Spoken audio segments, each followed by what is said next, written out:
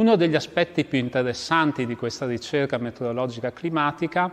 è il fatto che i dati raccolti venivano immediatamente utilizzati per migliorare l'attività imprenditoriale sia da parte di Girolamo Venerio sia da parte della rete di osservatori che lui stesso aveva messo in piedi su modello di quella instaurata nel corso del Settecento da Fabio Asquini.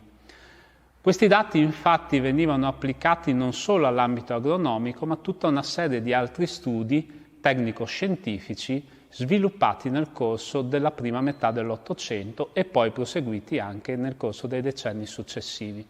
Alcuni esempi ci possono aiutare l'utilità di questi dati, per esempio la loro applicazione in ambito medico per il monitoraggio della diffusione di alcune malattie e patologie o ancora l'applicazione di questi dati appunto in ambito agronomico per le scelte agronomiche e culturali che venivano effettuate da questi possidenti, perché nella maggior parte dei casi questi studiosi erano anche possidenti terrieri, per migliorare le loro produzioni agricole.